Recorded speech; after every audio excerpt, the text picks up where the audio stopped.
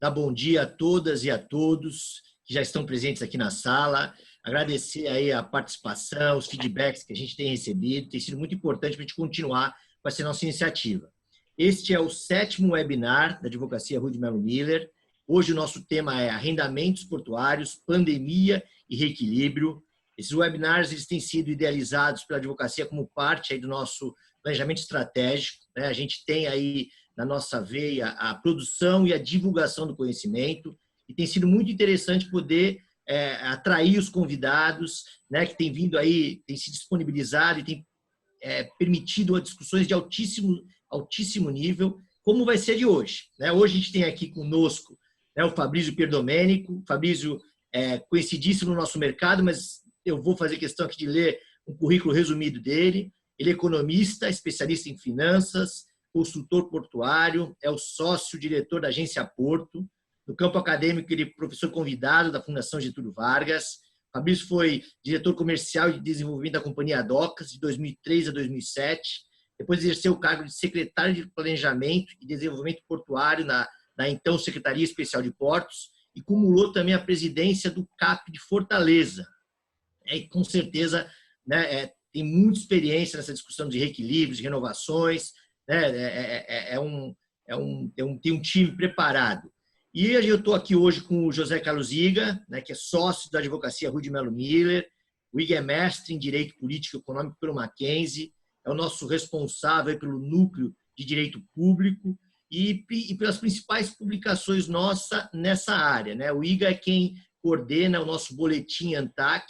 Nós sistematizamos as decisões da ANTAC, né? Hoje publicamos ele tanto em português quanto em inglês, e o Iga é quem coordena todo o time aí, que tem feito aí um trabalho também bastante relevante, que tem nos ajudado a entender muito bem o setor né, no Brasil inteiro, né? Que essa é a vantagem de você ter a agência, né, centralizando todas essas discussões. Hoje a gente vai propor alguma coisa diferente para começar. Eu estou vendo aqui o Mário colocar, né, que de fato é um tema específico, então a gente vai começar. Vou pedir primeiro até para o Iga, em vez de dar a palavra direto para o Fabrício, eu vou pedir para o Iga ele dar uma noção um pouco ampla para a gente do ponto de vista jurídico, né? Onde se encaixa o arrendamento nos contratos administrativos, falar um pouquinho de matriz de risco de forma geral. Depois eu vou passar a palavra para o Fabrício também falar um pouco de forma geral da economia, e aí a gente vai entrando num assunto específico, né, do reequilíbrio versus a pandemia. Então, José Carlos Iga, você está com a palavra, meu caro. Quando estiver próximo do teu tempo, eu levanto a mão e aceno aqui para você. Então, por favor, fique à vontade. Bom dia a todos e a todas. É uma honra dividir esse seminário aqui com o Fabrício, com o Thiago, 2 especialistas da área. Minha contribuição vai ser pequena. Eu vou tentar passar um panorama aqui geral do tema. Falando inicialmente sobre o evento em si, o Covid, o que é o Covid, qual a sua natureza jurídica, toda a discussão dentro do aspecto ali normativo sobre o Covid, o reflexo do Covid para os contratos de arrendamento e pincelar ali ao final como a ANTAC, como o Ministério da Infraestrutura, a Secretaria, estão lidando nesse momento com o evento da Covid. Bom, primeiro, assim, eu acho que a Covid é um evento único. A gente não tem, dentro da literatura, pensando dentro do direito administrativo, um evento que possa ser comparado para os contratos administrativos ao Covid. Algo semelhante aconteceu com a gripe espanhola, mas isso há muito tempo atrás, onde a economia não era globalizada, eu não tinha cadeias produtivas mundiais. Então, o efeito dela para a economia é muito devastador.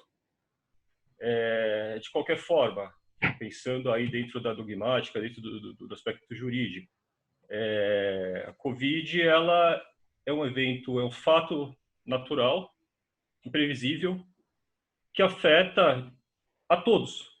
Eu não sei se alguma pessoa nesse planeta deixará de ser afetada pela Covid. E ela afeta em graus diferentes. E isso a gente também pode falar dos setores. Pensar setor de infraestrutura, por exemplo, eu tenho os aeroportos. Não sei se o Fabrício pode me confirmar essa informação, mas se me falha a memória, o aeroporto de Congonhas estava trabalhando com 1% dos voos que ele normalmente trabalhava antes da pandemia. Eu tenho o setor de transporte público. A carga diminuiu sensivelmente, o transporte de pessoas diminuiu sensivelmente. Da mesma forma, rodovias, acho que eu estava, assim, por coincidência, vendo o informativo da CCR. Então, você tem uma diminuição da movimentação em 20% em março, em 40% em abril. Então, isso ele é escalado. Da mesma forma que a área de saneamento, a área de energia também é impactada, mas de uma forma diferente. E o nosso setor, agora falando do setor portuário, ele também é impactado de uma forma diferente. E isso acho que também os especialistas, o Thiago, o Fabrício vão poder detalhar. Eu consigo enxergar ali o impacto talvez mais evidente, por exemplo, num terminal de passageiros, um terminal que realiza a movimentação de veículos. Todas as fábricas, exportação e importação de veículos hoje deve ter reduzido sensivelmente. E granel líquido. Mas, enfim, a Covid-19, qual a natureza jurídica dela? Sim, quando ela surgiu, se levantou vários elementos. A Covid-19 pode ser classificada como caso fortuito, força maior. A Covid-19 é um fato do príncipe. É um fato do príncipe porque ela implica na restrição da circulação de pessoas e paralisação das atividades econômicas. Olhando sobre esse prisma, eu acho que é muito mais tratar a questão pelo efeito do que pela causa. A causa imediata é um fato natural, é um evento imprevisível que vai além das forças normais do ser humano e que é alheio à vontade de qualquer um. Eu não classificaria como fato do príncipe. Mas, na pesquisa que eu realizei aqui, até para preparar o webinar, eu achei uma jurisprudência do TJ Distrito Federal reconhecendo o evento como fato do príncipe e autorizando ali o reequilíbrio. Então, são entendimentos. Agora, independente do entendimento, seja força maior, seja caso fortuito ou fato do príncipe, a consequência jurídica é a mesma. Consequência jurídica é a mesma até por aquilo que estabelece o artigo 65 da Lei 8.666. Coloca a força da maior, a caso fortuito e o fato do príncipe como eventos que podem provocar ali o reequilíbrio econômico-financeiro do contrato. Mas a gente precisa dar um passo atrás. A Covid-19, como eu coloquei anteriormente, ela é um evento único. Eu não tenho as suas consequências definidas agora. A gente não sabe quando vai sair dela. A gente não sabe quais serão as implicações necessárias em toda a cadeia.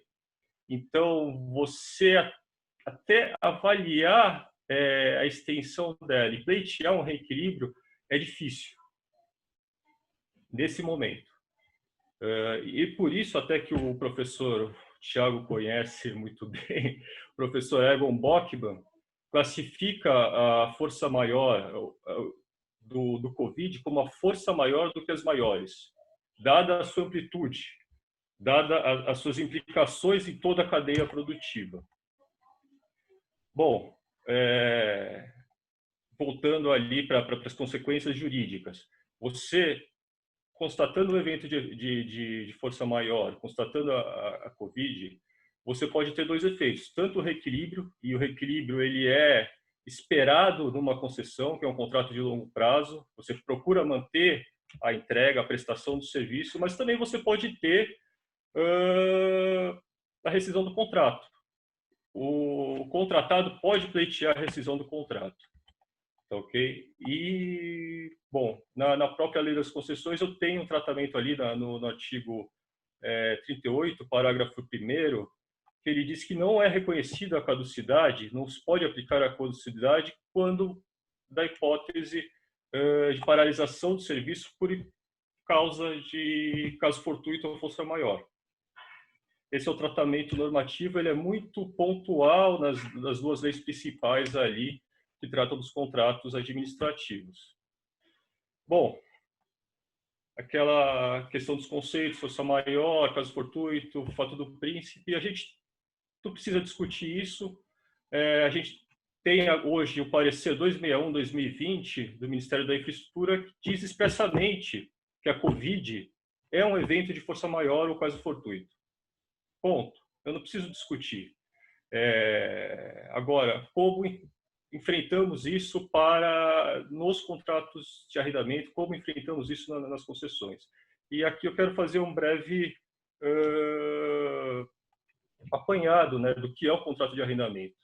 O contrato de arrendamento é uma subespécie do contrato de concessão. Ele é um contrato de investimentos, que o particular se antecipa e ele espera a amortização dos seus investimentos a longo prazo. Por isso, ele tem duas características, ele tem dois princípios ali básicos. Até o Thiago, acho que quando a gente estava em off, ele estava comentando, mas ele tem dois princípios básicos. O contrato de concessão, o contrato de arrendamento, como subespécie, ele deve observar mutabilidade, o princípio da mutabilidade dos contratos de concessão e equilíbrio econômico-financeiro. Aquilo que o Thiago estava se referindo, uma frase, eu acho que isso provavelmente não é minha, que a única certeza que a gente tem no contrato de concessão é que ele não chega ao fim do mesmo modo que ele começou. Esse é o ponto. E tanto acontece dessa forma o contrato de concessão que nós temos previsões para o contrato de arrendamento de revisões ordinárias, de revisões e com a possibilidade da provocação do reequilíbrio, que são as revisões extraordinárias do contrato. O contrato ele não acontece sempre da mesma forma.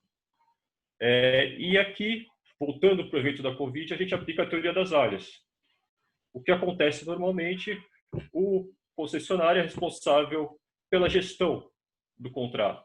Ele assume, pega as expressões ali do artigo 2º da Lei de Concessões, a própria Lei 12.815 fala que a atividade se dá por conta e risco do concessionário. Ele assume a gestão. É isso que a base. Do outro lado, tem as áreas extraordinárias.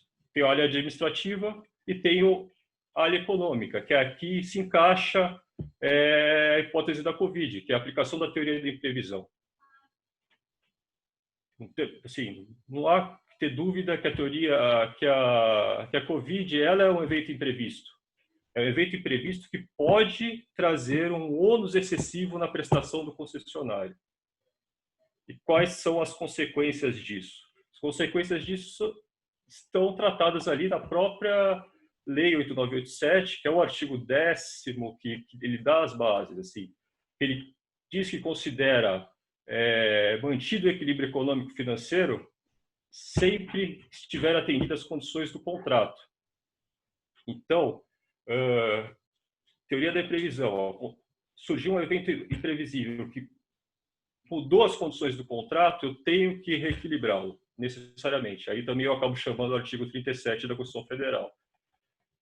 Bom, e essa é a conclusão também do parecer 261/2020, que ele fala não só que há a força maior pela Covid, como ele reconhece o direito ao reequilíbrio econômico-financeiro. Mas o mais importante desse parecer são as ressalvas, e as ressalvas aqui trazem os casos concretos, que é a necessidade de você observar a matriz de risco dos contratos e a necessidade de você avaliar o efetivo impacto sobre as receitas e despesas do concessionário. Então, são esses dois pontos. Eu tenho já uma premissa estabelecida, mas eu tenho que trabalhar com as exceções. O Thiago fez uma sinalização ali do tempo. Antes de começar, eu acho que a gente pode discutir isso depois. O Fabrício ele pode falar também com mais propriedade sobre o assunto. Eu tenho contratos de arrendamentos antigos que eu de certa forma, eu acho que obedece à teoria das áreas, ela é muito, ele obedece a soluções positivadas, tá? Mas eu tenho os contratos novos de arrendamento e tenho cláusulas específicas ali de alocação de riscos, e tem duas cláusulas ali específicas que seria interessante a gente debater depois, mas vamos deixar para o segundo momento. Eu vou passar aqui, acho que já estou meio adiantado, passando no tempo aqui, falando sobre os pontos ali, como a ANTAC e o Ministério estão tratando o assunto. A ANTAC, acho que, não sei se foi ainda no começo de abril, ela lançou uma nota dentro da competência dela, né, recomendando ao Ministério da Infraestrutura, na verdade, o poder concedente, que analise a possibilidade ali de flexibilizar os investimentos dos arrendatários durante esse período da Covid. Ele também fez uma recomendação ali de possibilidade de flexibilização do pagamento do MMC e da movimentação mínima exigida se não for atingido o valor. Da mesma forma, aí uma recomendação conjunta, Poder Concedente e Ministério da Economia, para uma possível flexibilização ali do pagamento dos valores de outorga. Curioso ali sobre a ANTAC, na última reunião de diretoria, tivemos um precedente, um requerimento justamente aí para buscar a suspensão das obrigações de um arrendatário. A manifestação da Superintendência de Outorga foi de que, olha, a ANTAC não é competente para alterar as obrigações do contrato nesse momento. Eles decidiram encaminhar esse requerimento para o Poder Concedente, suspendendo a análise de outros requerimentos semelhantes. Pelo que a gente levantou, existem pelo menos mais 2 processos da ANTAC sobre o mesmo tema. E assim, só uma questão aqui interessante, e a gente teve uma experiência aqui recente no escritório, uma observação da Procuradoria. A Procuradoria ela coloca que nesse período, enquanto está decretado o estado de calamidade, a aplicação de multa, as cobranças das multas devem ser suspensas. Então é algo a contribuir aí para esse momento de dificuldade. E, na verdade, isso é uma dicção ali da Lei 13.979. Eu comentei de um caso, mas não foi aí dentro do aspecto de um arrendamento que a gente discutiu isso. Agora, bom, acho que está claro a posição da ANTAC. Eu tenho o Ministério da Infraestrutura. O Ministério da Infraestrutura, questões pontuais, ele tem a portaria ali 46/2020, que trouxe, eu não sei se é correto, mas enfim, a gente pode discutir depois. Ele criou a figura ali do procedimento simplificado de reequilíbrio para atender as consequências da LMP ali dos trabalhos avulsos. Igar, deixa eu fazer o seguinte, deixa eu te fazer um break. Deixa eu fazer um break em você, porque eu queria, antes da gente entrar nos assuntos mais específicos, que você até já adiantou um pouco, né, o time disso, o precedente já da ANTAC, né, nesse momento ainda inicial, eu queria primeiro ouvir o Fabrício, do ponto de vista econômico, né? O Fabrício ele antecipou um pouquinho na nossa conversa informal um número recente de hoje do PIB do Brasil, e também essa semana o OCDE publicou que o Brasil tinha sido do ponto de vista do comércio exterior, no primeiro trimestre, tinha sido o único país que não tinha sido afetado, que tinha aumentado as exportações e ligeiramente também as importações, né? Então, assim, isso foi um pouco que o Iga estava falando, que nós, dentro do setor portuário, né, Fabrício, a gente tem inúmeras áreas, né? A gente pega várias matrizes industriais, commodities agrícolas, minerais, veículos, passageiros, né? O setor de containers, líquidos. Então, assim, eu queria... Então, são times diferentes, né? Eu queria, então, primeiro, Fabrício, que você desse para a gente uma visão econômica, né, desse momento. A gente já sabe a dificuldade, sabe a imprevisibilidade, mas... e aí você entrasse nessa discussão do reequilíbrio, né? Como é que você está enxergando isso? E depois a gente vai, aos poucos, tocando esses pontos mais específicos para que a gente possa, aí, passo a passo, chegar aí até o final, mas tendo essa oportunidade de a gente estar discutindo os assuntos de forma mais estanque. Então, Fabrício, você está com a palavra, por favor, aí, fique à vontade. Bom dia a todos, bom dia a todas. Meu obrigado ao Riga, ao Tiago, ao escritório Rui Melo pela oportunidade de estar debatendo um tema tão caro para os arrendatários. Nesse momento de incerteza, a gente aí no aquecimento estava falando exatamente isso, sobre as incertezas e como isso traz,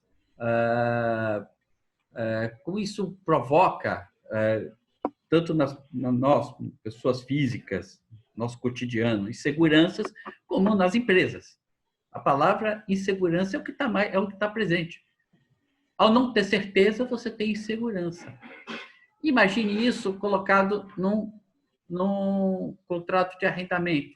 O Riga já nos deu uma aula sobre como funciona um contrato de arrendamento. Eu só acrescentaria que é um contrato que, neste momento, pode chegar na primeira pernada até 35 anos. Então, é muito tempo. Um contrato pode ter uma vida de 70 anos. Então, a questão da mutabilidade ela é presente, da incerteza ela é presente. É um contrato aberto, não é um contrato que merece e deve estar frequentemente sendo revisitado, porque é muito tempo. A economia ela é dinâmica. Todo contrato nasce equilibrado. Por quê? Todo contrato, quando vão pegar um contrato que foi licitado agora, ninguém entra numa licitação para perder dinheiro. Se entra numa licitação e concorda em assinar com o poder concedente um arrendamento, significa que, da ótica do empresário, da ótica econômica financeira, ele está equilibrado. Ou seja, as partes concordam que o que está estabelecido nas regras do contrato é bom para ambos. É bom para o poder concedente, é bom para o arrendatário que tomou esse risco desse contrato e vai tocar esse contrato por 20, 25, podendo, dependendo da licitação, ser até 35 anos dessa primeira pernada. Como é que é esse equilíbrio? Como é que foi construído, pelo menos, eu vou um pouco mais me direcionar para a questão econômica financeira do que da parte jurídica, porque eu me considero incompetente e aí eu deixo para que vocês possam me ajudar. Mas, do ponto de vista econômico-financeiro, essa equação econômica-financeira ela nasce de um conjunto de análises de variáveis que tem um modelo. Então, de um lado, você tem curva de demanda versus receita, e do outro você tem OPEX, CAPEX, tributos, capital de giro. Isso tudo feito um fluxo de caixa descontado, te dá o valor presente líquido, você aplica a taxa de desconto, que ela é regulada, né? E o que sobra vira remuneração fixa e variável para a autoridade portuária. Então, este conjunto de variáveis é o nascedouro da equação econômica financeira equilibrada de um contrato. E aí vem depois a alocação de riscos. Na matriz de risco, dessas variáveis que eu estou colocando, né, quais são as que o poder concedente admite que possam influenciar uma dessas variáveis e que desequilibre o contrato? Então, por exemplo, uma coisa que eu sempre me debato com o poder concedente é a questão do risco de mercado. Se você pegar os contratos modernos, os recentes, e lá a matriz de risco está muito claro, risco de mercado está alocado ao arrendatário. Aliás, a matriz de risco ela é extremamente injusta. Ela é pesadíssima para o arrendatário e levíssima para o poder concedente. Só é risco para o poder concedente quando eles não dragam, por exemplo. E mesmo assim, para a gente conseguir demonstrar de que esse risco está alocado e está dando prejuízo, você tem que suar a camisa, tanto os advogados como os consultores da parte econômica financeira. Então, eu não acho justo. Eu sempre falo lá no Poder Concedente o seguinte, né? É um risco que não é governabilidade do arrendatário. O arrendatário não provoca crise macroeconômica. O arrendatário não provoca a quebra da Lehman Brothers. O arrendatário não faz política macroeconômica. O arrendatário não provoca crise política entre os poderes. Mas respinga. Quer dizer, a recessão 2016, 2018, 2014, 2018, foi uma recessão de cunho político. A crise política do Brasil levou o país a uma baita recessão. E o arrendatário pagou um preço alto, queda na movimentação, queda na sua possibilidade de fazer MMC. E na hora de requerer um reequilíbrio econômico, você escuta, mas esse risco é seu. Então, aí a gente vem para a pandemia. E a minha grande preocupação é essa, porque na matriz de risco, o mercado é um risco do arrendatário, mas é o mercado que vai ser determinante para os desequilíbrios de contratos que estão acontecendo ou que vão acontecer. E tudo que eu vou agora, eu vou trabalhar com números, selecionei alguns números para a gente entender qual é o impacto da pandemia na economia global e aqui no Brasil. Tá? A gente estava começando a comparar o seguinte, o Riga falou, isso aqui pode ser comparado com a gripe espanhola. Pode ser mais ou menos. A gripe espanhola veio entre 18, 19, final da Primeira Guerra. O mundo já estava muito complicado. Estávamos saindo de uma guerra importante na Europa, né? Então, assim, o mundo passava por uma crise econômica e que a pandemia do vírus espanhol só veio trazer piora de um cenário que já era ruim. Tá? Outros economistas estão comparando com a crise de 29. É possível fazer essa comparação. Qual é a grande diferença da crise de 29 para agora? É velocidade. É a velocidade dos acontecimentos. Eu vou dar um dado. Que era o dado que eu ia falar aquela hora. Eu falei, não, vou deixar aqui para... Em 29, quando houve a quebra da Bolsa de Valores de Nova York e desencadeou toda a crise, uma crise muito importante para o capitalismo mundial, que foi a primeira vez que a gente escutou a palavra depressão. Não é nem recessão, é depressão. Né? Quando isso aconteceu, a taxa de desemprego dos Estados Unidos era alguma coisa em torno de 3%. Ou seja, pleno emprego nos Estados Unidos quando veio a quebra da Bolsa. Ela atingiu 25%, a taxa de desemprego dos Estados Unidos subiu a 25% 4 anos depois, em 1933. Tá?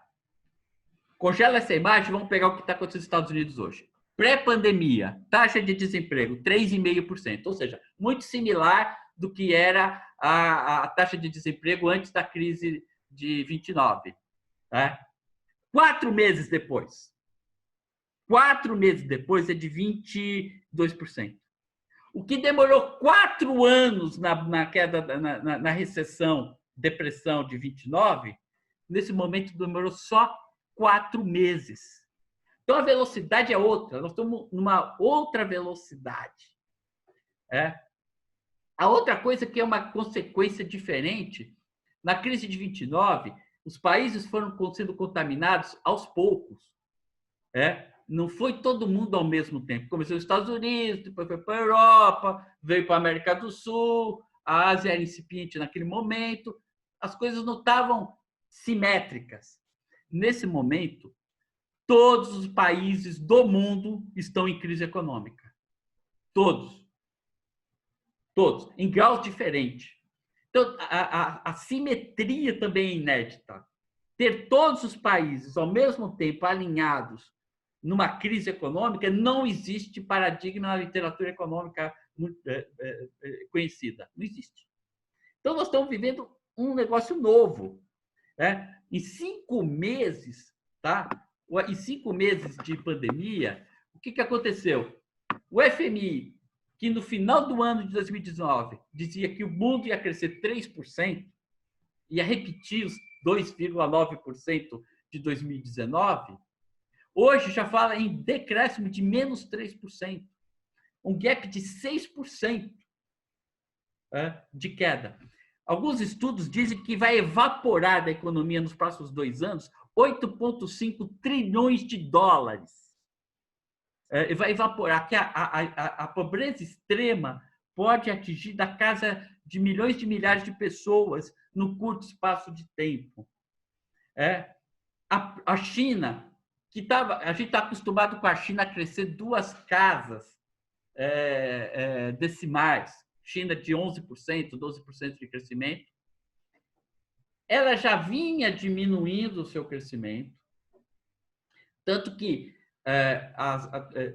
havia vários economistas dizendo que 2020 seria um ano complicado, a China desacelerando, problemas políticos China e Estados Unidos, tá? Mesmo assim, um crescimento, a gente repetiria um crescimento de 3%, 2,5%, 3%, mas de qualquer forma já sentíamos o efeito de uma possível paralisação da economia, de uma desaceleração da economia. A China, que foi a primeira a ter o efeito do coronavírus, o primeiro trimestre de 2020, a China caiu menos 6,8% em 3 meses. Se comparado com abril do ano passado. Se comparar os 3 primeiros meses com os últimos 3 meses de 2019, a queda é de menos 9,8%. Então, da mesma forma, aí essas são as más notícias. As boas notícias é de que, com a mesma rapidez que a gente foi para o fundo, é possível pensar que, com a mesma rapidez, a gente saia do fundo. Tá? Na economia, a gente brinca com letras, né? Para poder pensar a economia e os ciclos de crescimento. Né? O que a gente não sabe é se a economia vai ser o V, vai cair, bater no fundo e vai subir, ou se ela vai ser um U, vai cair, permanecer e depois subir. Então, permanecer o ciclo de 2020 embaixo e depois subir, ou se vai acontecer o W. Cai, cresce um pouquinho, cai, cresce um pouquinho, cai, cresce um pouquinho. Não sabemos. Vai depender muito do que vai acontecer no controle da pandemia e se vai ter segunda onda, terceira onda. Eu acredito que, enquanto a vacina não existir, ou enquanto não for encontrado um remédio em que a pessoa fica doente, toma o remedinho e a situação fica melhor, ou a gente tiver um grau que a população esteja fora de perigo, enquanto isso não acontecer, nós vamos viver o W. E o maior exemplo disso é o Chile. Chile que saiu do céu e está indo para o inferno. Chile que era considerado um exemplo de combate à pandemia, abriu prematuramente, começou agora a triplicar os casos de coronavírus, está começando a criar um estresse na saúde. Provavelmente eles vão ter que retornar ao isolamento social. Então, acho que esses ciclos é que nós vamos conviver até que se chegue, pelo menos, a uma vacina e imunize todo mundo, ou possa imunizar a maior parte das pessoas. No Brasil, a gente não vai sair isento, evidentemente, a economia, o grau de globalização, de relações intrínsecas está tão forte que não é possível dizer que o Brasil sai ileso disso. Né? O FMI coloca que o Brasil deve ter uma queda no PIB de menos 5,3% esse ano, o governo aponta menos 4,7% e o mercado fala em menos 7,4%. A gente acabou de ter a notícia do PIB do primeiro trimestre, menos 1,5%, como disse muito bem o Thiago, com 15 dias de pandemia. Primeiro trimestre, com 15 dias de pandemia, menos 1,5%. E olha, é muito parecido com a crise dos caminhoneiros. Quando teve aquela paralisação de 15 dias dos caminhoneiros, o PIB caiu 1%, 1 e poucos por cento. Então, chegar a 6, 7%, não é. Agora, qual é o dado que nos assusta? Tanto os menos 3% para a economia global, como os menos 5, menos 6, menos 7, é a pior retração da economia dos últimos 120 anos. Quem estuda economia não conhece o que é um PIB de menos 7 aqui no Brasil. Não existe isso. Vai ser o pior indicador econômico da nossa história econômica recente. O comércio exterior já foi afetado, viu, Thiago? Saiu dados essa semana, comércio exterior, a queda das exportações foi de 4,9% em abril. Então, pega abril, tá? Não pega o quadrimestre, pega abril. Abril já mostra uma exportação caída de 4,9%. E a importação, olha, esse dado é importante, 15,9%. Que significa o quê? Significa que os bens de consumo e de transformação estão parados. Eu estou traduzindo em número aquilo que é o óbvio, todo mundo sabe, é só olhar lá fora, abre a janela e ver. A economia está parada, ponto. Então, eu estou traduzindo em números o que isso significa. Os investimentos externos, que em abril de 2019 foram de 5,1 bilhões de dólares, em abril desse ano não passou de 5% disso, 230 milhões de dólares. Ou seja, a economia deu uma bela freada. Tá? A gente freou a economia. Tem um dado interessante da Drewry Shipping Consultants. Ele coloca que já há uma queda na movimentação de container mundial de 15%. Então, assim, o que vai acontecer para os portos brasileiros? Cedo ou tarde, vai acontecer uma queda. Vai acontecer uma queda. Tá?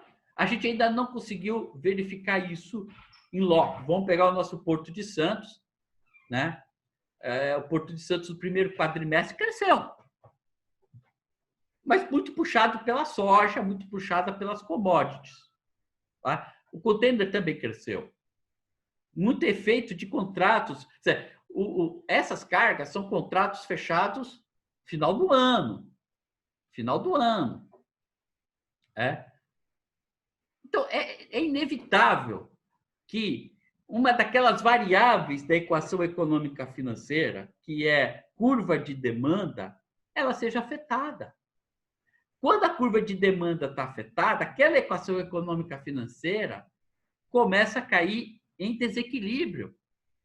Aquilo que estava equilibrado, aquele contrato que nasceu equilibrado, numa relação receita versus curva de demanda, ela vai desequilibrar. E já temos casos concretos. Tá? Infelizmente, é o patinho feio do Porto, porque ninguém presta muita atenção, mas faz parte de uma indústria importantíssima para o Brasil, que é a indústria do turismo. Os terminais de turismo estão nocauteados. Nocauteados. É a primeira vítima portuária da Covid. Não é que está assim, está na UTI e está entubado. E o médico diz que é o seguinte, se não vier um negócio muito forte, vai morrer. Por quê? Vou dar um exemplo. Eu tenho 2 clientes da área de terminal de turismo. Né? Um deles, na primeira semana de pandemia, já tomou uma de direita do Mike Tyson, nos bons tempos. Isso aí para nós, os velhos, que viu o Mike Tyson, né? Eu não sei nem se ele é canhoto ou é de direita, mas tomou um direto na cara do Mike Tyson, que é o seguinte, de cara, houve o cancelamento de 10 escalas de navios. Significa 1/3 do movimento do terminal lá em Salvador. Lá em Salvador. Um terço. Significa que o caixa da empresa foi afetado. Eu estou falando de caixa, não estou falando de desequilíbrio estrutural. Eu estou falando de sobrevivência do dia a dia. O caixa da empresa, imagine qualquer um de nós se o nosso orçamento do dia para a noite é capturado em um terço. Você não tem mais um terço do teu salário, você não tem mais um terço da tua receita, você não tem mais um terço de nada. Então, assim, fui impactado direto. Aqui em Santos aconteceu a mesma coisa. Então, estava no meio da temporada, do meio para o fim da temporada, cancela-se tudo. Isso tem um efeito multiplicador enorme, porque, além de ter cancelado, traz uma incerteza. Que enquanto não tiver uma vacina que imunize toda a população, o que é a indústria do turismo e o que é a indústria de terminais de passageiros nos portos brasileiros e nos portos mundiais? Eu vi uma reportagem de uma empresa norueguesa que trabalha ali no Mediterrâneo. Ela disse o seguinte: ou me socorrem, eu vou morrer. Esse é o recado que eu começo a falar de reequilíbrio econômico, porque reequilíbrio econômico, num contrato tão aberto, num contrato não acabado, num contrato incompleto, como é um contrato de longo prazo, você vai ter efeitos diferentes nessa sua equação econômica e financeira. O fato é, Porto tem uma correlação direta com a economia. Economia dinâmica, Porto dinâmico. Economia crescente, Porto crescente. Economia em crise, Porto em crise. Não será homogêneo, essa crise não será igual para todos os terminais, para todas as cargas, serão diferentes. O Riga já antecipou um pouco, eu quero aprofundar. Então, assim, de cara, terminal de passageiros já foi afetado e eu não sei o que vai acontecer nos próximos anos. Porque para poder responder o que vai ser o terminal de turismo nos próximos anos, eu preciso responder uma pergunta anterior. O que vai ser da indústria de turismo a partir do coronavírus? Será que nós vamos ter espaço para colocar 3.000 pessoas confinadas no mesmo lugar enquanto não tiver uma vacina? Não dá. Não dá. Não dá. Ninguém vai... Então, assim, a gente não sabe, por exemplo, o que vai acontecer em outubro, porque em outubro os navios deveriam já estar começando a chegar para fazer o turismo.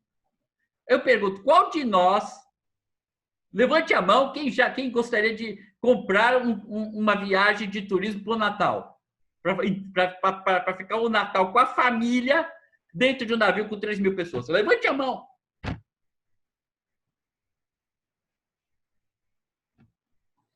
Eu vou levantar a mão, Fabrício, mas para pegar um gancho em cima disso e vir com uma pergunta que está palpitando, né, com os clientes que já estão sentindo esses efeitos. Eu primeiro fiz uma provocação, né, de fato, o Porto houve um aumento no primeiro quadrimestre, mas ele foi um aumento muito pontual da commodity agrícola, né? Você já tocou no, vamos dizer, o maior prejudicado de início é o terminal de passageiros, e a gente sabe que os terminais de líquidos também eles estão sofrendo, né? Quando você vê aquela imagem, né, dos petroleiros ao longo do mundo parados, servindo de armazém de petróleo, é uma coisa assim impensável. Então, eu queria fazer agora a pergunta que é o seguinte, né, que tem sido feita. Qual é o time de eu fazer esse pedido de reequilíbrio? Porque a gente sabe que o reequilíbrio, você precisa ter um dano consumado, você precisa mostrar um nexo entre a pandemia e o resultado negativo nas suas receitas. Eu queria devolver a bola para você, depois eu ia pedir para o Iga aprofundar um pouquinho mais, porque a gente participou de alguns webinars, teve a possibilidade de conversar com o Bruno, com a Flávia Takafashi. Quando elas falaram que já haviam pedidos, a gente ficou assustado, porque você não tinha nem um mês de pandemia. Mas então, Fabrício, estou devolvendo a palavra para você, continue teu raciocínio. Bom, eu vou pegar do granel líquido os terminais de combustível. É a tempestade perfeita. Nós tivemos queda no consumo em função da paralisia da economia versus briga entre Rússia países árabes e Estados Unidos. E aí houve, no primeiro momento, uma queda do preço do petróleo avassalador, e que isso provocou os navios não sabiam para onde levar o petróleo. O petróleo ninguém quer mais. Então, segura isso aí que eu não quero. Segura isso aí que eu não quero. Né? Então, aí, hoje já está um pouco diferente, o barril de petróleo está começando a se acomodar, enfim. Tá? Mas o fato é o seguinte, na sequência, tá? Terminal de passageiro foi o primeiro a tomar o nocaute. Sofre as consequências quem é terminal de combustível em função da demanda. Não, a economia crescendo, combustível crescendo, consumo de combustível crescendo. Economia parada e as pessoas em casa, a queda é brutal. Ela é brutal. Então, o que vai acontecer com alguns terminais de combustível? Alguns estão com seus tanques cheios. Então está ótimo. Não é que está ótimo. É que não está girando. O dono da carga não está indo lá buscar a carga. Então, segura aí. Aí liga o taxímetro. Tá ok. Liga o taxímetro, mas a chance do cara falar o seguinte: quebrei, não vou pagar, é enorme. É enorme. A mesma coisa vai acontecer, não tendo giros dos terminais, eles não conseguem faturar. Não conseguem faturar. Tá? Outros, não é que tem, assim, deu o giro e não tem combustível novo, não, porque as distribuidoras param um pouquinho. Espera aí, eu tô com meus estoques cheios. Então, vai acontecer. E o container ele tem uma relação direta com consumo e com produção. Consumo e produção, então, se tiver consumo e tiver produção, tem container. Não tem consumo, não tem produção, vai bater no container. Já está acontecendo no mundo inteiro. A Drewry apontou uma queda de 15% na movimentação de containers mundial nos primeiros 4 meses do ano. Isso vai afetar. Agora, vamos lá. Entrando na seara de reequilíbrio econômico-financeiro. Ponto. Primeiro que nós estamos falando de um negócio que não é risco. Porque risco você consegue mensurar. Você consegue mensurar e alocar. Nós estamos falando de imprevisibilidade. Tá? A imprevisibilidade atropelou a economia e vai atropelar os terminais. A previsibilidade para o meu cliente era escalar 10 navios, cada um com 2, 3 mil passageiros, faturar isso. É isso que estava previsto. Aí vem a pandemia, pá! Isto é imprevisto, não há alocação de risco que possa dar sustentação a esse negócio. Tá? Então, a última coisa que o poder concedente pode fazer, junto com a agência, e a agência, depois que lançou aquela nota aos regulados, me parece que está com uma posição muito mais sensível. Tá? O meu cliente, o terminal lá de Salvador, já entrou com pedido não de reequilíbrio. Não de reequilíbrio. Dizendo o seguinte: olha, eu estou com um impacto enorme no meu caixa, eu preciso me reestruturar, eu gostaria que algumas obrigações fossem suspensas. E eu acho que esse é o caminho, porque, vamos pensar, nós temos cerca de 200 arrendatários espalhados pelos portos brasileiros. O terminal de granel sólido, de origem vegetal, provavelmente esse cara passe por isso tranquilo. A China está comprando muito estoque, está repondo seus estoques de grãos. Até porque a própria China já se prepara para a segunda onda. Na primeira onda, ela ficou sem estoque de grãos. Ela não pode repetir isso. Então, ela saiu no mercado comprando. Quem tiver grão, ela está comprando. Tanto é que subiu, né? Em dólar, a commodity subiu. Aparentemente, isso o terminal de grãos passa tranquilo. Mas os outros terminais vão ter impactos diferentes. O terminal de turismo já teve impacto, o terminal de combustível vai ter um impacto, o terminal de contêiner vai ter outro impacto. São iguais? Não. são muito diferentes. São estruturas diferentes, inclusive. Tá? São capacidades de assimilar esse impacto diferentes. O que eu acho? Que assim, a nota técnica da ANTAC, a nota aos regulados da ANTAC, eu acho que ela já mostra um caminho que o poder concedente, que o governo, o conjunto de ministérios que o governo deveria adotar, tá? Que é a flexibilização das obrigações nesse momento, caso a caso. Caso a caso. Olhar caso a caso. Por quê? Só terminando. Por quê?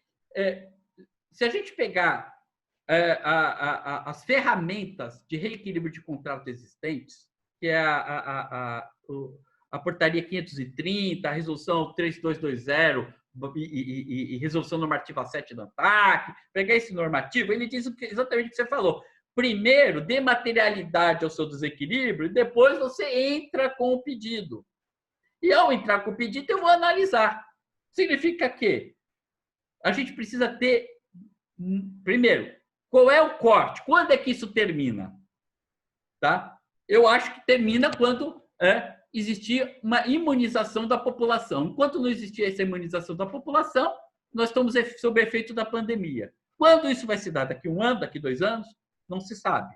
Então, hoje, para poder ter a materialidade do desequilíbrio, eu tenho que esperar isso tudo terminar.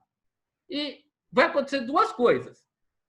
Terminais vão morrer no meio do caminho, e quando chegar lá, e se ninguém morrer, quando falar o seguinte, olha, gente, acabou a pandemia, pode entrar com o pedido de... Você vai ter 200 processos entrando ao mesmo tempo. Não vai ter a menor condição do poder concedente da agência analisar isso no curto espaço de tempo. O que pode ser feito e deve ser feito eu preciso atravessar esse rio. Eu preciso estar do outro lado da margem vivo. A flexibilização pontual, caso a caso, tá? de obrigações contratuais, que vai desde não cobrar MMC até, em alguns casos, dizer não pague nada ao porto, por enquanto, e depois vamos pactuar. Quando tudo passar, tá? Vocês vão ter um prazo para entrar com um pedido de reequilíbrio, porque também me interessa, porque eu sou sócio nesse reequilíbrio. Eu, poder concedente, sou sócio, eu coloquei grana. No momento em que você não me pagou, que você deixou de pagar, eu sou sócio seu. Então, aí há um interesse mútuo de acelerar o reequilíbrio do contrato. Deixa eu pegar de novo esse gancho, porque a gente tem que sempre lembrar, né, Fabrício, que é interesse de ambas as partes a manutenção do contrato. E a equação econômica visa isso, né? Você continuar prestando serviço. Não há nenhum interesse do Estado de que se entregue esse contrato ou que se deixe de prestar. Isso é prejuízo financeiro e prejuízo econômico. Então, assim, eu acho que essa tua colocação eu quero agora aprofundar um pouco, porque nós tivemos a oportunidade de realizar dentro da Comissão de Direito Marítimo de São Paulo uma videoconferência com o Adalberto Tokarski. E ele nos deu a abertura, nós preparamos um expediente, nós ligamos aí para todos os terminais, tentamos entender, porque no primeiro momento a ANTAC estava vindo de uma forma um pouco segregada. Não é igual para todo mundo. A gente falou, de fato não é igual, mas os instrumentos são os mesmos, né? Então, assim, o meu MMC é mensal, o meu é anual, o meu eu estou pagando já outorga. Então, assim, mas as respostas podem ser parecidas.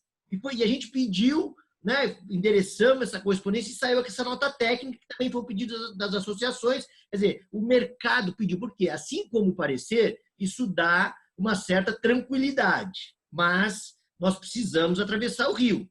E o meu sentimento, assim como você colocou, é que se esse rio for muito largo, pode ser que eu não chegue na margem do lado de lá. Então, me parece muito... eu acho que a gente tem sorte hoje com esse Ministério da Infraestrutura, né? Me parece muito claro que a gente precisa antecipar esses instrumentos. Por quê? Do ponto de vista formal, do que a gente conhece hoje, né? A gente vai demorar o quê? 3, 4 anos para ter esse reequilíbrio? Então, assim, antes de voltar para você, te falar mais um pouquinho disso, isso é possível, né? E você já teve sentado do outro lado, quer dizer, a gente sabe que a gente tem de um lado 250 arrendatários e do outro lado 22 docas, então, assim, né? A gente pode tentar equilibrar isso. Eu queria só que o Iga falasse um pouco, Iga, desse precedente da ANTAC, né? Que foi foi um terminal de líquido que se antecipou e a ANTAQ deu a posição dela. Então, assim, acho que isso é relevante, né? E falar um pouquinho mais do que você falou, Igor, dessa questão das penalidades. Por quê? Nós tentamos pedir isso para a ANTAQ, né? E a ANTAQ, no primeiro momento, falou, olha, não, mas eu tenho que fiscalizar. Né?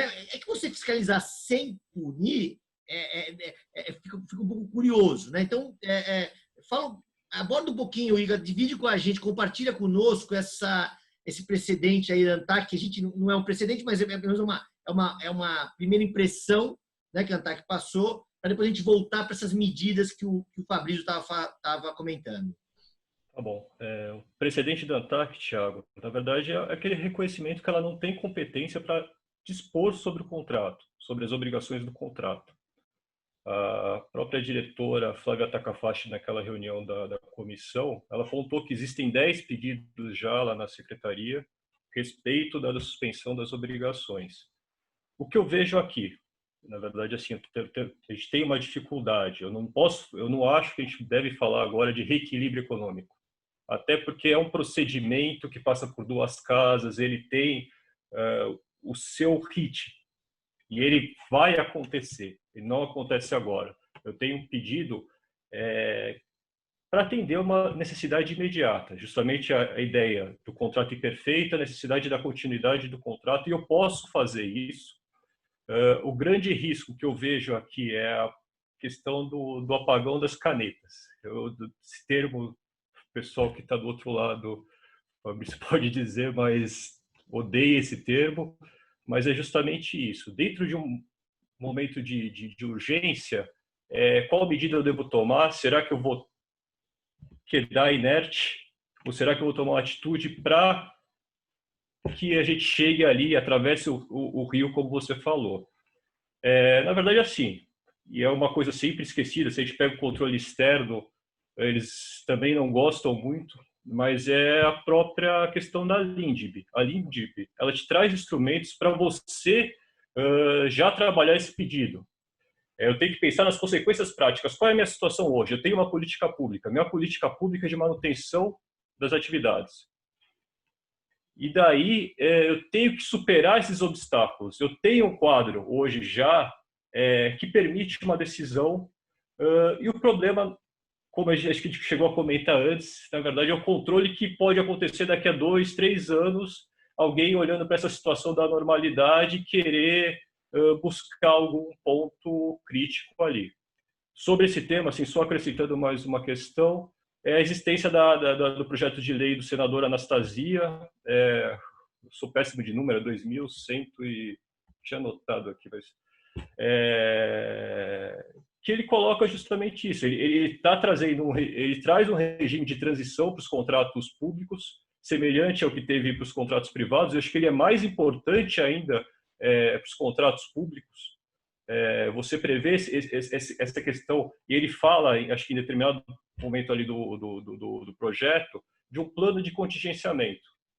Eu acho que quem é concessionário, quem é arrendatário, tem que prever uma solução para esse intervalo, para esse momento que estamos vivendo. Logicamente, aí eu tenho que passar ali para a demonstração dos prejuízos, enfim, mas é isso. É basicamente, eu não falaria agora de reequilíbrio, eu falaria de uma medida, uma solução das obrigações imediatas. Eu acho que a linha da recomendação da ANTAQ, ela é congruente a isso. Não sei se ficou claro a ideia, mas é isso. Não, você está devolvendo para o ponto que o Fabrício estava, e eu queria, então, Fabrício, a gente tentar...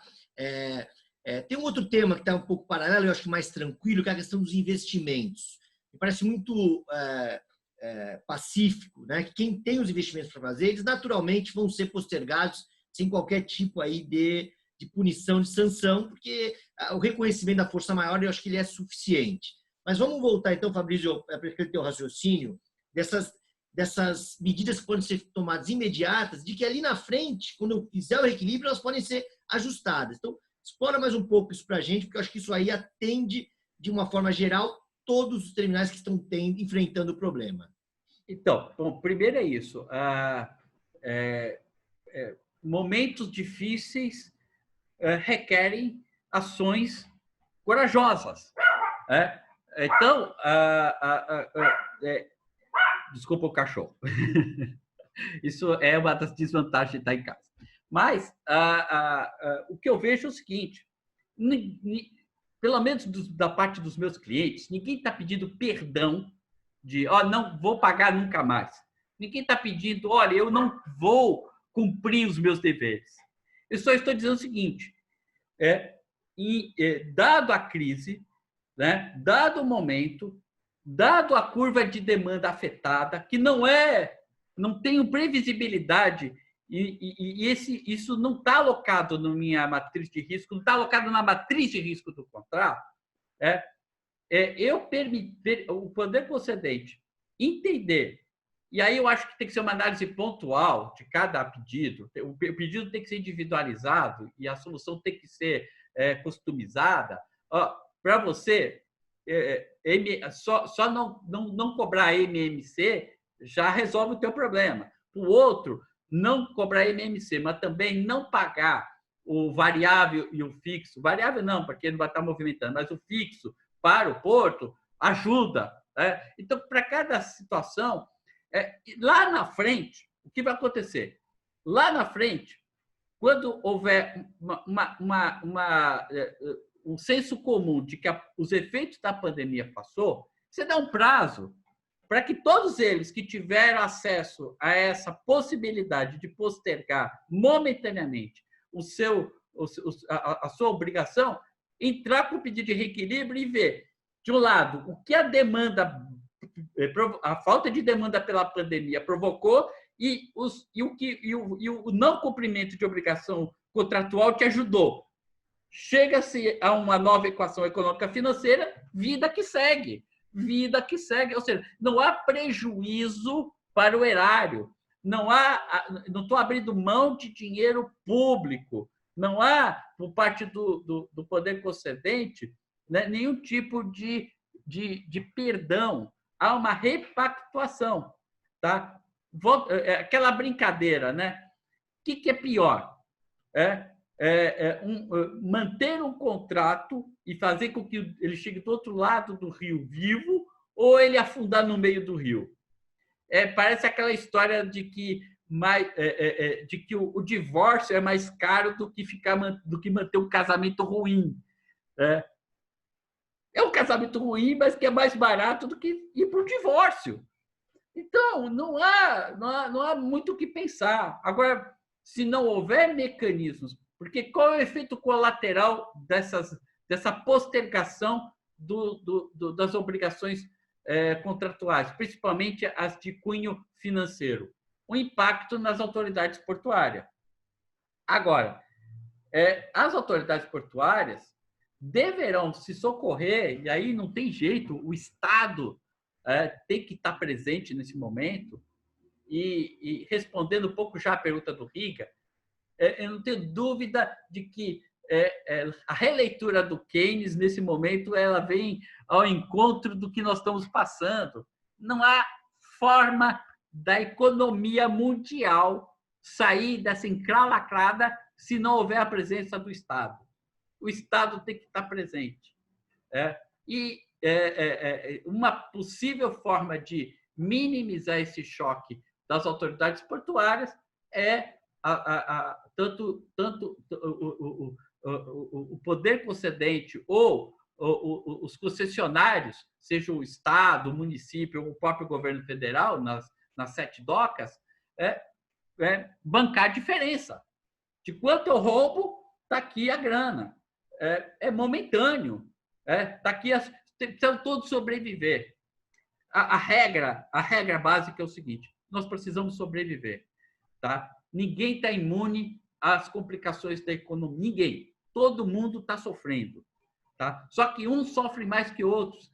Nós temos uma população em estado de pobreza muito forte. Aquele desempregado de 2019 que conseguia sobreviver no Uber, nem Uber mais tem.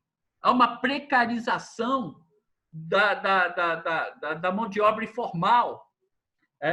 Então, nós estamos vivendo um momento único em que, se o Estado não entrar para ajudar, para socorrer, para fazer com que as pessoas vivam, seja com R$ 600, ou seja, olhando para os seus contratos de concessão, rodovia, ferrovia e arrendamentos, como é o caso do Porto, é possível que a gente tenha mais vítimas do Covid.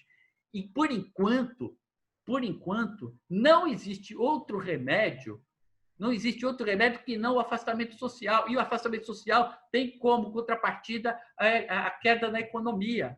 Quando descobrirem uma vacina, quando descobrirem um remédio que ajuda a tirar você da doença o mais rápido possível, quando tudo isso acontecer, tá? Beleza. Agora, enquanto isso não acontecer, nós vamos viver ciclos de pandemia mais alta, pandemia mais baixa, pandemia mais alta, pandemia mais baixa. E isso até zerar, ou por um milagre esse vírus some, o que eu acho pouco provável, ou a gente tem a vacina. Do contrário, nós vamos estar debatendo, vamos estar enxugando gelo, porque nós vamos estar com ciclos econômicos, o famoso W, subindo e descendo, e isso vai acontecer. Isso vai afetar todos os contratos públicos e privados. Iga, queria te ouvir, porque a gente andou discutindo essa semana, né? Porque o Fabrício falou, claro, olha, não há dinheiro público imediato, né? O que há é uma frustração de receita quando você retira os encargos contratuais, né? Quer dizer, a DOCA sente um pouco e ali na frente pode haver uma injeção. Os Estados Unidos está fazendo diferente, né? Quer dizer, eles têm essa condição de emitir dinheiro, né? Que é um outro risco nosso, né? A gente está vendo o que está acontecendo aí com os respiradores, né? Quer dizer, de chorar, né? Esse oportunismo nesse momento, mas queria que você falasse um pouquinho para depois a gente tentar encaminhar para uma discussão final, que é aquela solução que está sendo debatida da questão da arbitragem, da mediação. Mas fala um pouquinho para a gente desse estudo de caso que você fez aí nos Estados Unidos, por favor. Na verdade, foi um estudo, era uma informação que eu tinha, na verdade é o HEROES Act, que nada mais é do que colocar dinheiro. Os Estados Unidos têm a máquina de produzir dinheiro e colocar dinheiro em um dos setores ali que está sendo contemplado, é o setor portuário nos Estados Unidos. Então, aí é pensar nas opções. E aí volta na pergunta que eu fiz ali ao Fabrício, qual o modelo econômico, qual escola econômica a gente pode seguir, enfim, qual a solução para o momento que vivemos. Não sei, injetar dinheiro seria melhor do que passar por vários procedimentos de reequilíbrio? Qual é a escolha? O Estado tem condições, como a gente colocou no início, esse evento afeta todo mundo, inclusive o poder concedente, principalmente o poder concedente.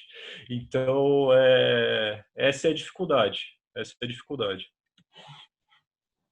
Eu não tenho a menor dúvida que vai ter que injetar dinheiro. Talvez a solução mais prática, em vez de ficar injetando dinheiro em 220 arrendatários, não que todos vão precisar, seja muito mais fácil você pegar 20, 30 e poucos portos públicos e focar neles, porque eles sofrerão a consequência do não cumprimento de obrigações contratuais, pelo menos do ponto de vista financeiro. Além de que, talvez só não pagar o poder concedente ou não pagar a autoridade portuária não seja suficiente, mas acho que vai ser a minoria da minoria. Talvez um ou outro caso precise não só de não pague nada, mas como está aqui uma grana para você sobreviver, o teu capital de giro, para você pagar funcionário. Talvez, tá? Mas o que eu acho que, no primeiro momento, já daria uma grande contribuição, um grande respiro, é se o poder concedente conseguisse. Aí eu não sei se precisaria de uma medida provisória para ter uma autorização legislativa para poder fazer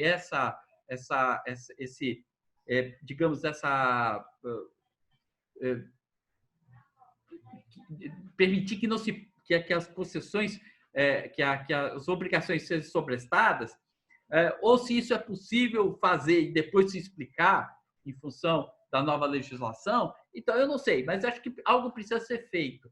E é bom que seja feito agora. Por enquanto, nós temos alguns casos concretos muito fortes, que são os terminais de turismo. O que vai acontecer com o terminal de turismo?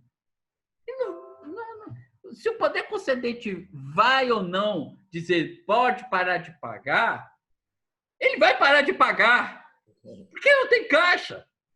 Então, assim, ok, você vai vir me multar, você vai aqui reincidir o meu contrato, ok, mas não se faz milagre, né? Então, assim, dado essa realidade, a realidade vai ser essa, e na medida que a crise for piorando, outros setores vão fazer isso, e outros terminais de outras cargas vão continuar fazendo isso. Então, se antecipa ao problema. Nesse momento, não há que se falar em reequilíbrio econômico-financeiro, porque a materialidade não está completa. A gente não sabe o tamanho, o tamanho deste desequilíbrio. Eu não tenho a menor dúvida que, quando tudo isso acabar, né, eu já estou vendo as discussões.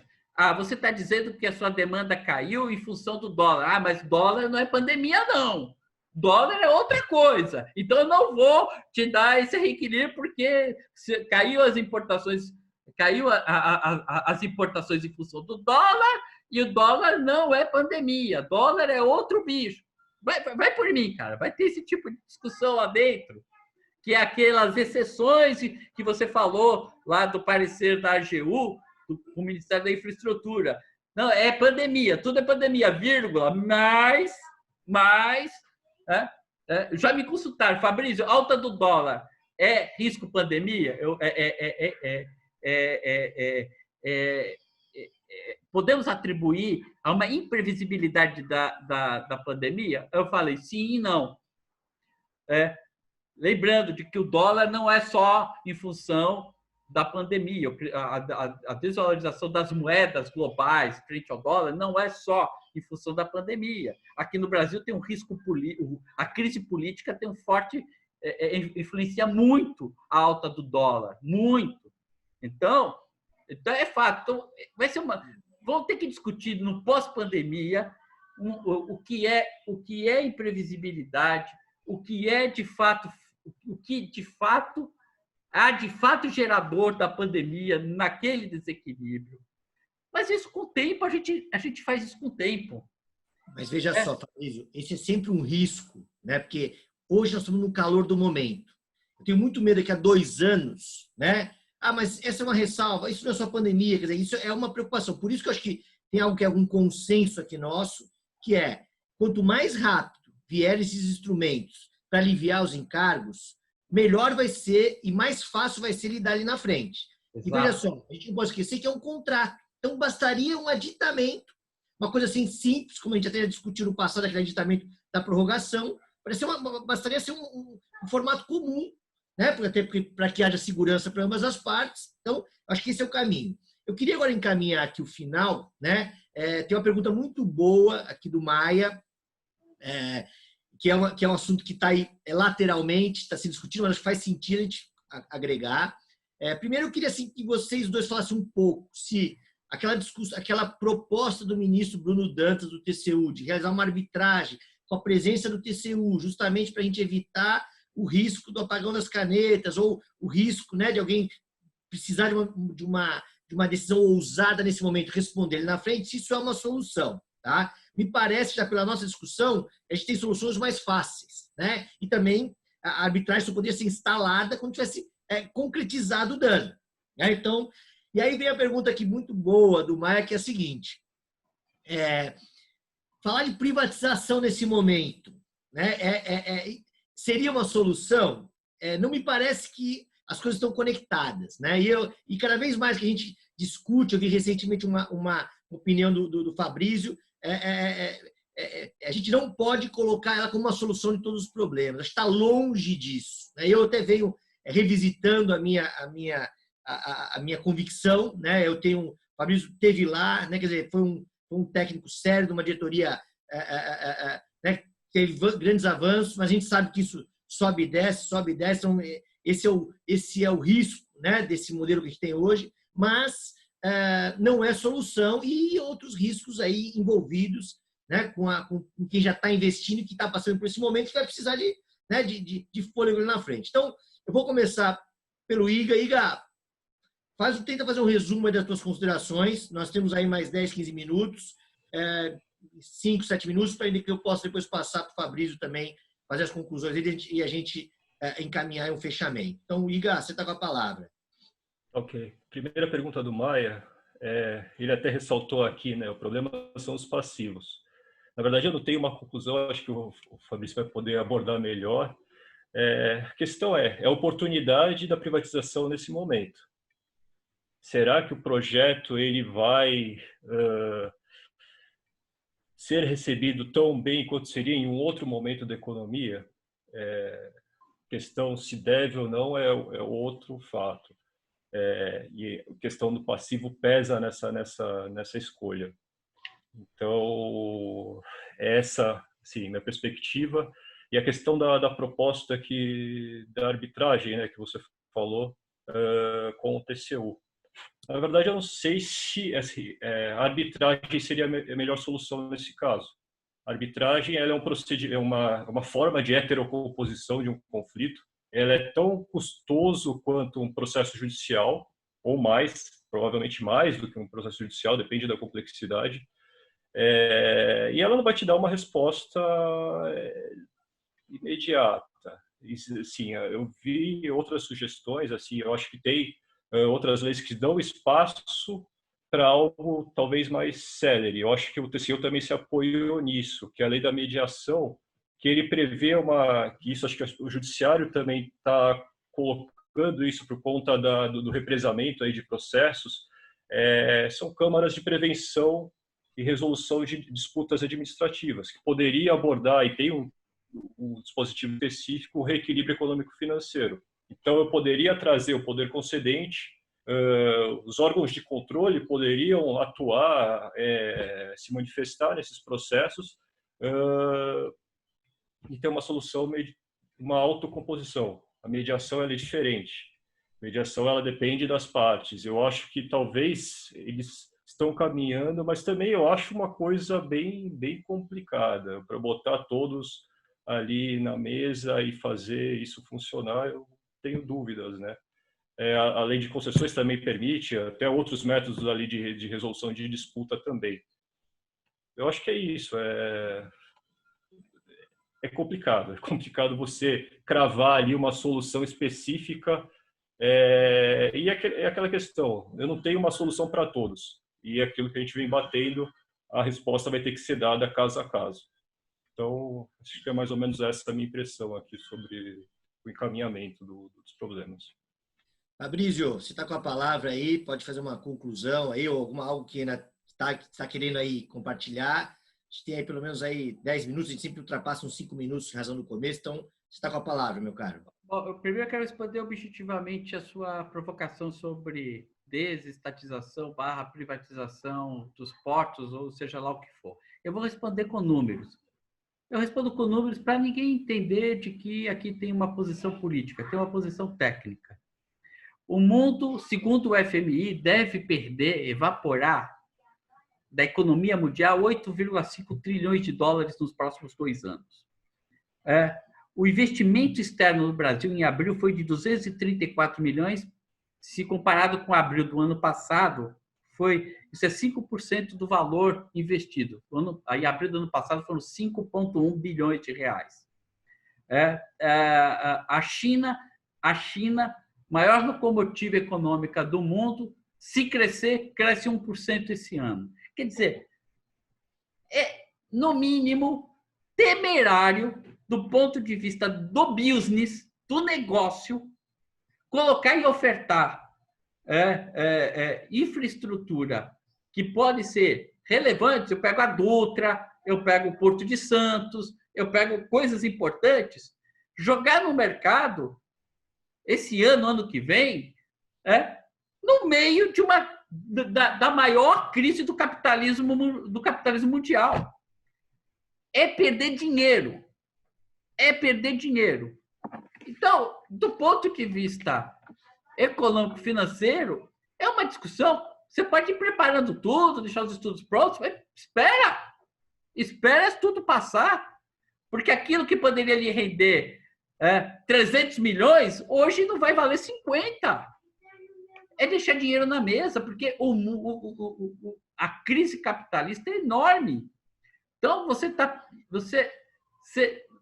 não terá condições de provocar uma concorrência que possa estimular o risco, a tomada de risco.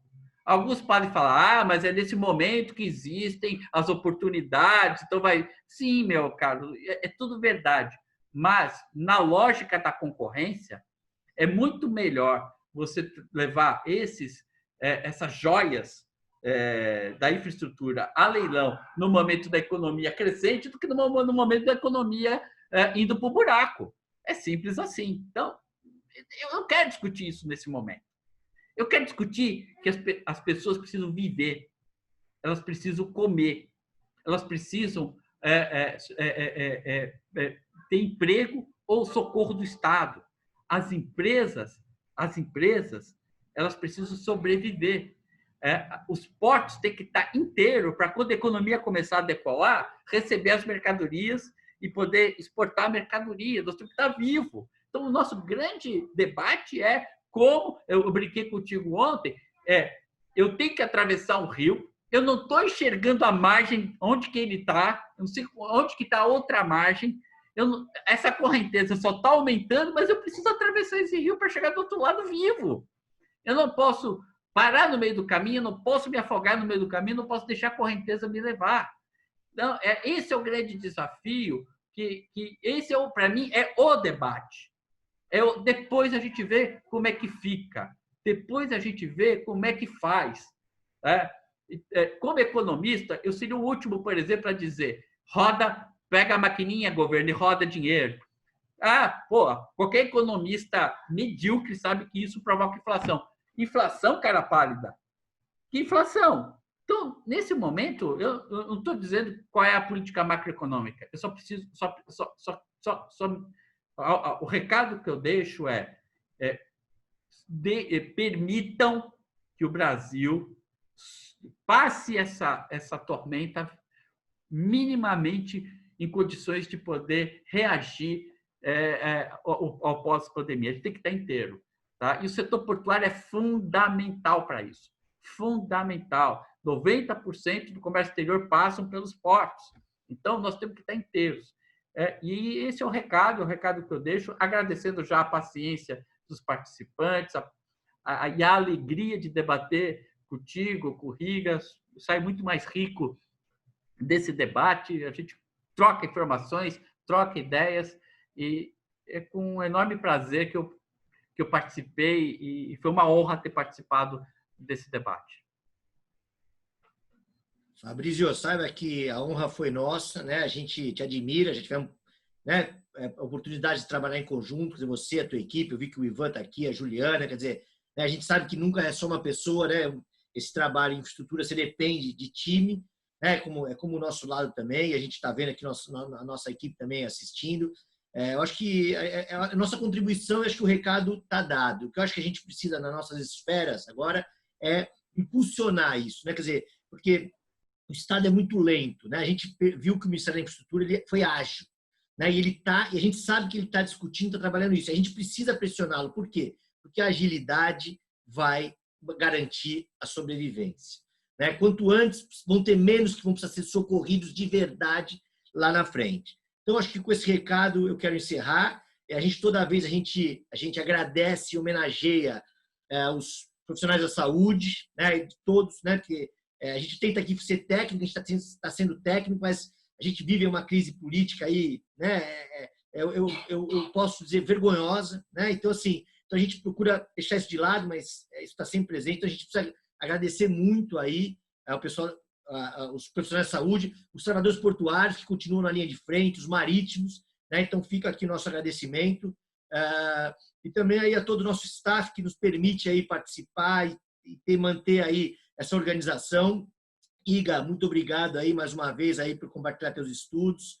Você tem aí cada vez mais nos brindado aí com informações preciosas, com análises. E é isso aí. Semana que vem nós vamos ter um tema diferente, mas um tema que me interessa muito, somente aí as praças portuárias de comércio exterior, que é uma decisão recente do STJ criminalizando o despachante aduaneiro como se ele fosse um servidor público. Tá? É curioso, mas isso aconteceu, né? Isso está gerando dentro do setor uma apreensão, porque, né, já é um mercado super espremido e agora você assume uma responsabilidade aí enorme. Então, semana que vem a gente vai, segunda-feira, rodar esse convite. Obrigado a todos e a todas pela participação, pelas considerações e até a próxima sexta. Gente, obrigado, Fabrício. Igor, um grande abraço para vocês.